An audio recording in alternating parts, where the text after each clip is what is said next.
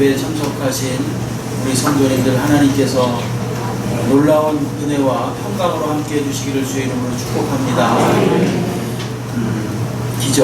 기적이라는 게 참 놀라운 일이지요. 오늘 나사로가 일어나는 일, 죽은 가운데 다시 그 죽음을 박차고 나사로가 일어났습니다.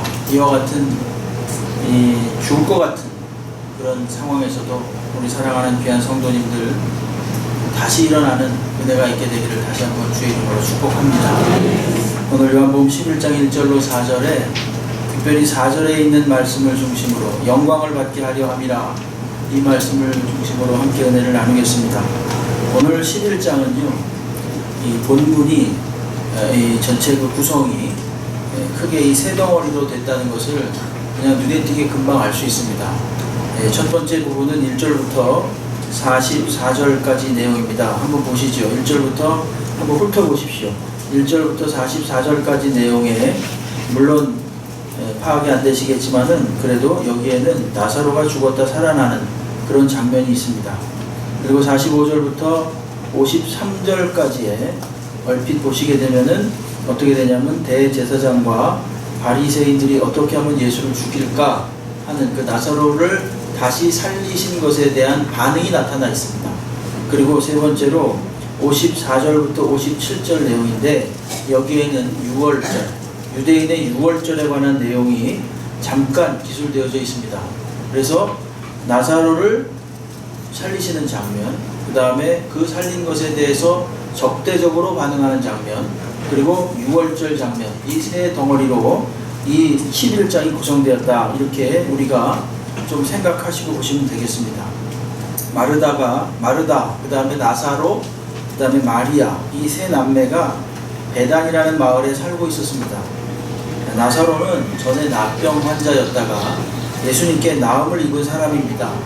마태복음 26장 6절로 7절에 보게 되면 예수께서 베단이 납병 환자 시몬의 집에 계실 때에 한 여자가 매우 귀한 향유 한 옥합을 가지고 나와서 식사하시는 예수의 머리에 부으니, 이렇게 나왔습니다. 그러니까는 납병 환자 시몬, 6절에 나오는 저 납병 환자 시몬이 바로 나사로입니다. 근데 그 나사로가 나음을 받았지만 그러나 또 병에 걸려서 사경을 헤매고 있습니다. 그래서 누이들이 예수님께 전가를 보내서 빨리 와서 좀 도와달라고 그렇게 말하죠. 3절에 보니까 이에 그 누이들이 예수께 사람을 보내어 이르되 주여 보시옵소서, 사랑하시는 자가 병들었나이다, 이렇게 말하죠. 그런데 뜻밖에도 6절에 보시게 되면 나사로가 병들었다함을 들으시고 그 계시던 곳에서 이틀을 더 유하셨다, 이렇게 말합니다. 당연히 그 계시던 곳이라는 것은 앞에 나온 요단강 부분인데요. 거기에 계셨다가 이틀이나, 그 말씀을 들었으면 빨리 달려갔을 것 같은데 이틀이나 더 기다렸다, 이렇게 말씀을 하십니다. 이것에 대해서 여러 가지 해석이 있을 수 있습니다. 예수께서 특별히 또 성경학자들이 말하기를 예수께서 아마도 당신의 이적을 확실하게 보여주시기 위해서 완전히 나사로가 숨이 끊어진 다음에 가신 것이 아닌가, 이렇게 많이들 해석을 합니다. 그러나 오늘 뒷부분을 보시게 되면 사실은 그것은 별로 설득력이 없습니다. 더군다나 예수께서 죽기를 기다렸다가 가서 이적을 행하시는 그런 좀 비정한 분이 아니죠. 39절 말씀해 보시게 되면은 39절 말씀해 보게 되면 나사로는요, 예수님이 도착하셨을 때 벌써 죽은 지 나흘이 된 그런 상태였다, 이렇게 말하고 있습니다. 그러니까 이들이 예수님이 병들었다고 전가를 보냈을 때는 이미 그 나사로가 병들었다고 전가를 보냈을 때는 거의 다 죽은 상태입니다. 그리고 벌써 나흘이나 지난 상태이기 때문에 예수님이 이틀 더 요한 것이 죽을 때까지 기다렸다, 이렇게 보기에는 좀 무리가 있습니다. 어쨌든 나사로는 죽었고, 죽은 나사로를 예수께서 오셔서 43절로 44절 말씀해 보시게 되면 큰 소리로 나사로야 나오라, 이렇게 해가지고 결국은 나사로가 베옷을 동인 채로 나왔습니다. 이게 바로 이 앞에 44절까지의 전반적인 내용이 되겠습니다.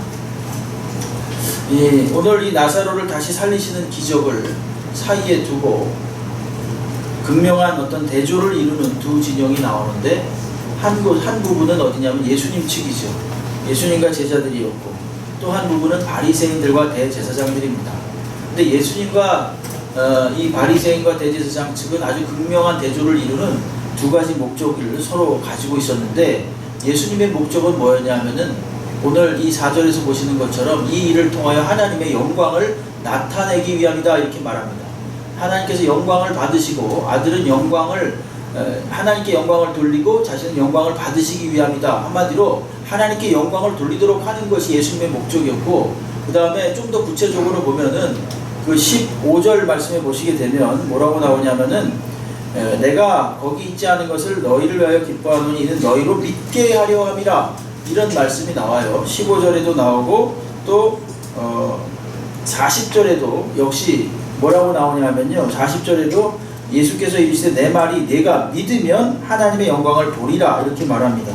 그리고 42절 말씀에도 항상 내 말을 들으시는 줄을 내가 알았나이다. 그러나 이 말씀을 하옵는 것은 둘러선 무리를 위함이니 곧 아버지께서 나를 보내신 것을 그들로 믿게 하려 함이라. 그러니까 예수께서 오신 목적을 오늘 11장에서 본다면은 하나님께 영광을 돌리고 그 다음에 많은 사람들로 하여금 예수님을 믿게 하도록 하는 것이 주님의 목적이에요. 그런데 좀 아까 말씀드렸던 또 다른 반대편에 선 자들의 목적은 무엇입니까? 그것은 정반대의 목적이죠. 그건 뭐냐 하면은 예수님을 믿지 못하게 하고 예수님의 영광을 가리려고 하는 것입니다. 여기 보시게 되면 48절 말씀을 한번 보세요. 48절에 보게 되면 만일 그를 이대로 두면 모든 사람이 그를 믿을 것이요 그리고 로마인들이 와서 우리 땅과 민족을 빼앗아갈 것이다 이렇게 말합니다. 그러니까 이들은 예수님을 믿지 못하도록 하는 것이 목적이었고 예수님은 자신과 하나님을 믿도록 하는 것이 목적이었고 그래서 예수님의 목적은 그것을 통해서 하나님께 영광을 돌리는 것이었고 이들은 예수님을 죽임으로써 하나님의 영광을 가리는 것이었습니다. 이게 아주 극명하게 오늘 11장에서는 대조적으로 나옵니다. 자, 그러면 누가 승리했습니까? 예수님 편이 승리했습니까? 아니면 바리새인과 대제사장들 편이 승리했습니까? 네, 표면적으로 보기에 솔직하게 성경에 보면은 1차적으로는 누가 승리했어요? 이들이 승리하는 것처럼 보였습니다. 후자가. 바리새인과 대제사장들이 워낙 힘을 가진 자들이었기 때문에 백성들을 충동해가지고 예수를 십자가에 못 박아 죽이고 말았습니다. 그런데 궁극적으로는 어떻게 됐습니까? 예수님이 승리하셨습니다. 왜요? 다시 그 죽음의 권세를 이기시고 살아나셨기 때문입니다. 그 결과가 누구냐? 저와 여러분입니다. 오늘 우리는 부활하신 주님을 믿습니다. 그렇죠? 우리 주님께서 생명의 주가 되심을 분명히 믿습니다.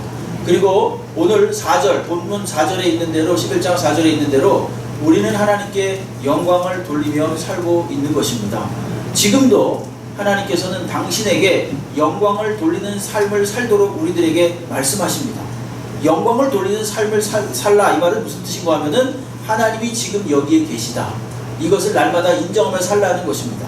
자, 그러면 하나님께서 지금도 승리자가 되시고 지금도 여전히 영광을 받으시는데 어떤 방식으로 당신께서 영광을 받으시는가 한번 받아하시겠습니다. 하나님 되심.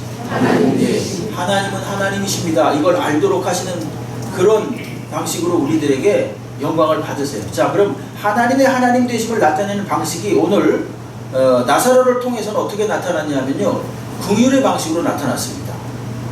긍휼의 방식. 그러니까 이 불쌍히 여기셔서 이 나사로를 불쌍히 여기셔서 다시 무덤 가운데서 살아나게 하시는 그런 방식으로 살아난 거예요. 나타난 것입니다. 뭐가요? 하나님의 하나님 되심이 나타났다는 것입니다. 어떤 방식으로? 긍휼의 방식으로, 사랑하는 방식으로 나타났습니다. 네.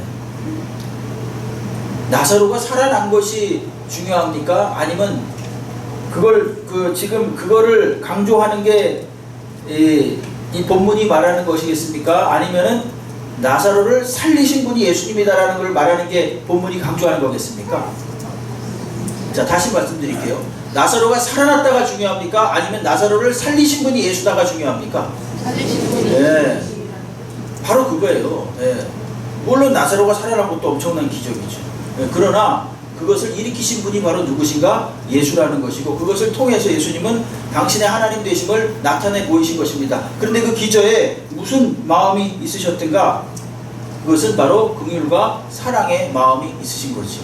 그래서 그를 찾아가셔서 불쌍히 여기시고 비통히 여기시고 그를 통해서 나서랴 나와라 그래가지고 나오게 만드신 것입니다. 하나님의 긍휼, 하나님의 사랑을 통해서 하나님의 하나님 되심을 나타내셨다라고 하는 것이죠. 우리가 가끔 이 요한복음을 이제 우리가 앞에부터 쭉 봐왔는데 예수께서 많은 이적을 일으키십니다. 근데 병든 자를 고치시고 또 우리가 앞에서 본 것처럼 소경, 눈이 먼 자를 고치셨죠. 그렇죠? 그리고 또 이 38년 된 병자도 사실 고치세요. 그리고 오늘 말씀을 보시게 되면은 죽은 자도 다시 살리십니다. 그렇게 해서 뭐가 나타납니까? 하나님의 하나님 되심이 나타나지요. 분명히 나타납니다. 그렇죠? 하나님의 주권, 하나님의 놀라운 권세, 또 하나님의 어떤 그 영광이 나타납니다. 근데 이것을 만약에 사람 편에서 한번 생각을 해보면은 그냥 나타내시지 왜 하필 죽이시고 병들게 하시고 고통 속에 처하셨다가 그것을 건져내는 방식으로 하나님이 확 드러나게 만드시는가? 이렇게 생각할 수 있어요. 사람들이. 그런 생각 안 해보셨습니까 혹시? 그럴 수 있다니까요. 믿음이 없으면 그럴 수가 있어요. 그런데 그런 건 좋지요. 완전히 대조적인 상황, 극단적인 상황이니까 병든 사람을 고치심으로 하나님의 영광이 딱 나타나요. 하나님의 하나님 되심이 딱 나타나는 거예요. 아 정말 하나님은 대단하신 분이구나 라고 생각을 할 수 있는데 그것을 당하는 사람 입장에서는 어떻겠습니까? 별로 달갑지 않지요. 왜 나를 병들게 하셔서, 왜 나를 죽게 하셔서, 왜 나를 고통받게 하셔서 하나님의 극적인 그 놀라운 기적을 더 부각시키는 도구로 나를 사용하는가? 이렇게 만약에 생각을 한다면 이 하나님의 기적은 전혀 의미가 없어지는 거예요. 예? 그런데 솔직하게 말하면 병들고 고통당하고 많은 고난을 당하는 것은 무엇으로 인함입니까? 원인 제공을 누가 했습니까? 솔직히 말하면 사람이 했다니까요. 사람이. 왜요? 선악을 알게 하는 나무의 열매를 먹지 말라고 했는데 그것을 먹어버림으로써 죄가 들어왔고 죄가 들어옴으로써 고통과 질병과 많은 고난들과 이 사람들 간의 이 관계의 깨어짐이 생기고 하나님의 깨어짐이 생기니까 하나님과의 관계가 깨어지니까 사람들과의 관계의 깨어짐도 생겼습니다. 그래서 만약에 하나님께서 그냥 공의로만 하나님의 법대로만 심판을 하셨다면 다 죽여도 사실은 다 저주하고 어찌 보면 다 멸절해도 아무 이상이 없어요. 왜? 먼저 깬 것은 인간 쪽이기 때문입니다. 그러나 하나님께서 노아의 홍수 때에도 방주를 예비해 주셨고 소돔과 고모라 때에도 이 롯이라는 사람을 통해서 다시 한번 인구를 번성케 하셨죠. 소알성에 가서 예. 결국은 하나님께서 이 심판하시되 완전히 멸하시진 않으셨습니다. 이게 바로 무엇 때문에 그러신가? 바로 하나님의 긍휼 때문에 그렇습니다. 인간은 사고를 치고 하나님은 그거를 다시 덮으시고 해결해 주시는 분이 바로 하나님이십니다. 하나님은 어떤 식으로 우리들에게 하나님 되심을 증거하시는가? 오늘 나사로의 경우를 보게 될 경우에는요, 긍휼과 사랑의 마음으로서 불쌍히 여기시는 마음을 통해서 하나님의 하나님 되심을 증거하시는 것입니다. 지금도 많은 죄 지은 자들을 찾아가 주시고 많은 어려운 자들을 찾아가 주셔서 우리 주님께서 그것을 해결하시고 그것을 회복시켜 주심으로써 하나님의 하나님 되심을 지금도 보여주고 계시다는 사실을 믿으시기 바랍니다. 하나님의 하나님 되심이 또한 나타나는 것은 십자가를 통해서 나타납니다. 그래서 하나님께 영광을 돌리게 합니다. 사실 십자가는 하나님께서 아주 유일하게 인류가 지은 죄에 맞게 하나님의 진노를 다 쏟아부으신 곳이 바로 십자가입니다. 아까 노아의 홍수도 그렇고 소돔과 고모라가 멸망할 때도 그렇고 그때는요 약간의 사람들을 언제나 남겨놓으셨습니다. 긍휼을 베푸셨죠. 그런데 하나도 남김없이 하나님께서 그의 진노를 확 쏟아부으신 곳이 어딘가? 예수 그리스도의 십자가입니다. 하나님은 인간을 사랑하셔서 당신의 독생자 예수 그리스도를 보내어 주시고 차마 죄와 함께할 수 없기에 그 죄를 예수에게 다 뒤집어 씌우시고 십자가에 못 박혀 죽게 하심으로써 하나님의 진노를 어디다 쏟아 부으셨습니까? 십자가에다 다 쏟아 부으신 것입니다. 하나님은 나사로에게 긍휼을 베푸시고 자비를 베푸시고 가엾이 여기시고 불쌍히 여기심으로써 그를 살려주심으로써 하나님의 하나님 되심을 나타내셨다면 또 하나님은 어떤 분이신가 하면 죄에 대해서는 아주 가차없이 아주 혹독하게 당신의 독생자 예수 그리스도를 보내셔서 십자가에 못 박혀 죽게 하심으로써 당신의 진노를 거기다 쏟아 부으심으로써 무엇을 나타내셨습니까? 하나님의 하나님 되심을 나타내신 것입니다. 인간에 대하여는 아주 긍휼하심으로, 죄에 대하여는 혹독한 진노로서 하나님의 하나님 되심을 나타내시고 그것을 통해서 사람들이 영광을 돌리게 한 것입니다. 그러니까 한마디로 말하면 하나님의 사랑으로 하나님은 당신의 하나님 되심을 나타내 보여주셨고, 그 사랑 때문에 하나님이 정말로 계시군요, 하나님이 정말로 저와 함께 하시군요 라고 하는 그 영광, 임재를 사람들로 하여금 고백하게 한 것입니다. 스스로 항복해서 고백하게 한 거예요. 만약에 하나님께서 말입니다, 인간에게 칼을 들고 총을 들고 너 나를 믿어라 이런 식으로 하셨다면요, 어쩌면 굴복은 시킬 수 있겠죠, 충분히 힘으로써. 그러나 마음속에 깊은 곳에서 나오는 항복은 받아내지 못했을 것입니다. 하나님은 십자가에서 당신의 독생자 예수 그리스도를 죽이심으로 그분이 얼마나 우리를 사랑하시는지를, 진노를, 죄에 대한 진노를 거기다 다 쏟아 부으심으로써 인류를 구원하시고, 그러심으로써 당신께서 우리를 얼마나 사랑하시는지를 보여주신 것입니다. 그렇게 함으로써 인간 마음 깊은 곳에서부터 스스로 하나님, 정말 하나님은 하나님이시군요, 하나님은 정말 사랑의 하나님이시군요, 하나님은 죄를 미워하시되 우리를 긍휼히 여기셔서 그 죄를 십자가의 피로 덮으시고 우리를 건져주신 하나님이시군요. 이걸 언제 알게 하시는 것입니까? 한꺼번에 획일적으로 쫙 알아라 이게 아니잖아요. 십자가에 못 박혀 죽인 사건이 저마다 다 시기가 다 틀리게 다가옵니다. 여기에 다 예수를 믿으시면 아멘 하시기 바랍니다. 아멘. 예수께서 십자가에 못 박혀 죽으시고 나의 죄를 위해서 죽으셨다는 사실을 믿으시면 아멘 하시기 바랍니다. 여러분, 그런데 이것이 다 동일하게 몇 년, 몇 월, 며칠에 동일하게 다 찾아온 게 아닙니다. 다 각기 다른 경험을 통해서 찾아왔습니다. 근데 공통적인 건 뭐냐면 믿음이라는 선물이 우리들에게 주어짐으로써 십자가가 믿어지는 거지요. 전에는 아무 상관이 없다가, 나와 아무런 그 관계가 없다가 믿음이 우리에게 하나님의 은혜로 말미암아 주어짐으로써 어떻게 되냐면은 하나님이 죄를 무엇보다도 싫어하시고 죄에 대하여 무엇보다도 진노하시지만 그 죄를 예수에게 다 덮어 씌우시고 내가 죽어야 할 그 죄를 대신 받게 하시고, 그 받아야 할 죄를 받게 하시고 나를 왜 대신 죽게 하셨구나. 이게 언제 알아지는 거예요? 이게 예수를 믿을 때 알아집니다. 정확히 말하면 하나님이 우리들에게 믿음을 주실 때 알아지는 거예요. 네? 그러면서 우리는 뭐를 알게 되냐면 하나님이 정말로 하나님이시고, 하나님은 정말 하나님 되시는구나, 하나님은 정말로 긍휼의 하나님이시고 나를 불쌍히 여기신 하나님이시고, 또한 하나님은 십자가를 바라볼 때마다 무엇을 알게 됩니까? 죄를 무엇보다도 싫어하시는, 진노하시는 하나님이시구나 라는 것을 알게 되죠. 긍휼의 하나님을 나타내심으로써 하나님의 하나님 되심을 보여주시고, 이 진노의 하나님, 죄에 대해 진노하신 하나님을 보여주심으로써 하나님의 하나님 되심을 보여주시는 거예요. 이것이 바로 하나님이 영광을 받으시는 방식이에요. 네? 때로는 긍휼로서, 때로는 죄에 대한 진노로서. 그리고 오늘 아까 세 번째 단락이 있었다고 했죠. 세 번째 단락이 어디부터 시작되냐면은 54절부터 57절 사이에 있다고 했습니다. 그렇죠? 54절부터 57절을 가만히 보시게 되면은 이게 아무렇지도 않게 그냥 무심하게 기술된 것처럼 보이지만은 사실은 의도가 있습니다. 여기 보게 되면요, 55절을 잘 보십시오. 뭐가 나옵니까? 유대인의 유월절이 가까이 왔다. 많은 사람이 자기를 성결하게 하기 위하여 유월절 전에 시골에서 예루살렘으로 올라갔다. 이렇게 말하지요. 56절에도 그가 명절에 오지 아니하겠느냐? 그 명절은 그 유월절을 의미하는 것입니다. 네? 근데 그 뒤를 보시게 되면 12장 1절을 보시게 되면 뭐가 나옵니까? 유월절 엿새 전에 이렇게 말을 합니다. 이건 지금 의도적으로 말입니다. 예수께서 유월절 어린 양 되시는 것을 밝히는 거예요. 네?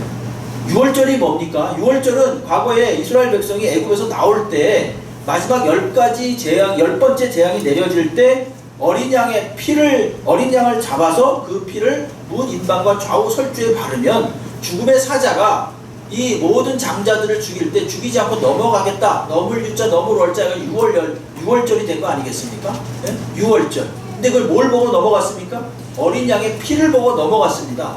왜 요한복음에서 아주 유독 6월절을 강조하느냐? 바로 그때 발라진 어린 양의 피가 이제 진짜로 신약시대에 예수께서 오셔서 죽으심으로 죽으시는 그 어린 양이 바로 예수 그리스도다라는 것을 말해주는 것입니다.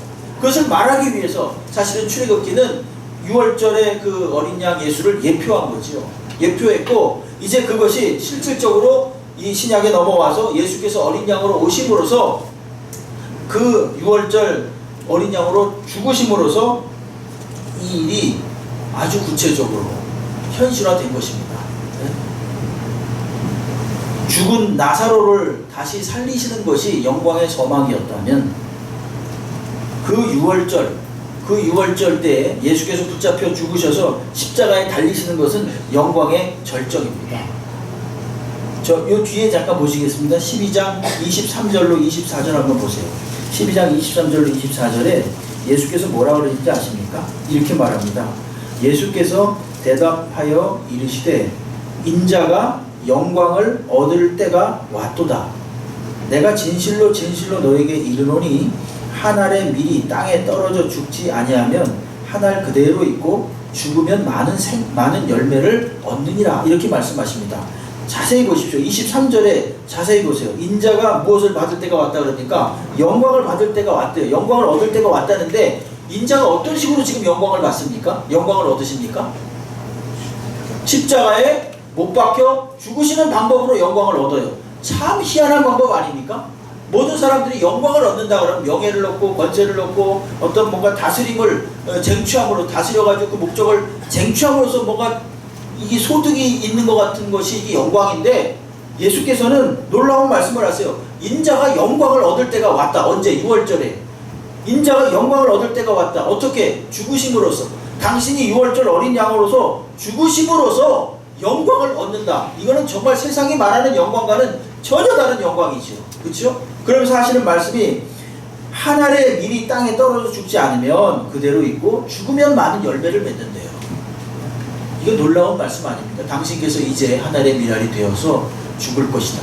이제 어린 양이 되어서 죽을 것이다. 그러면 많은 생명의 열매를 얻게 될 것이다. 라고 하는 것이 바로 주님이 말씀하시는 핵심이에요. 죽은 나사로에게는 긍휼의 방식으로 하나님의 하나님 되심을 나타내셨습니다. 긍휼의 방식으로 당신의 그 생명을 불어넣어 주심으로써 당신이 하나님이심을 나타내셨어요. 십자가 위에서 하나님은 어떻게 하셨습니까? 그 진노를 예수께 다 쏟아 부으심으로써 하나님은 공의의 하나님은 죄를 결코 좌시하지 않는, 죄와 결코 양립할 수 없는 그런 하나님임을 알게 하심으로써 하나님 되심을 증거하셨습니다. 그리고 오늘 6월절 어린 양이 여기에 등장한 이유는 뭐냐면 이 6월절 어린 양이신 예수 그리스도께서 이제 죽으심으로 인류의 모든 죄를 사하시고 그 어린 양이 다시 살아나셔서 세세토록 왕노릇 하실 것이라는 것을 통해서 하나님의 하나님 되심을 증거하시기 위함입니다. 자, 요한계시록 볼까요? 요한계시록 1장 17절로 18절 말씀에 이런 말씀이 있습니다. 내가 볼 때에 그의 발 앞에 엎드려져 죽은 자같이 되매 그가 오른손을 내게 얹고 이르시되 두려워하지 말라. 나는 처음이요 마지막이니 곧 살아있는 자라. 살아있다 그랬죠? 그렇죠?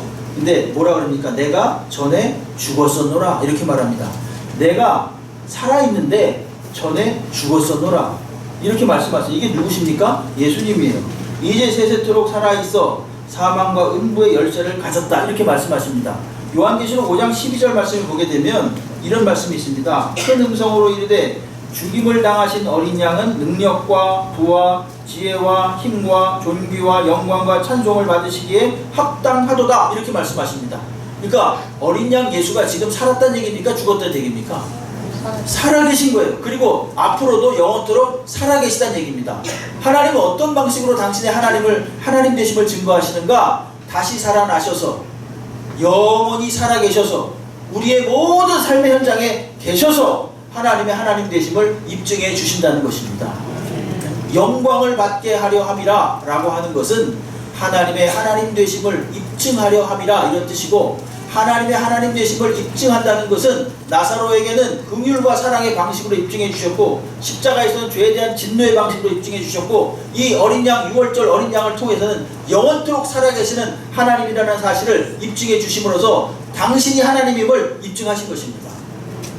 여러분, 오늘날 아까 우리 찬양대에서도 찬양했습니다만 참 그 가사가 마치 무슨 동요 같기도 하고, 우리가 하도 어렸을 때부터 많이 불러가지고 귀에 너무너무 익숙한 가사지만, 그러나 그 내용을 가만히 음미해 보십시오.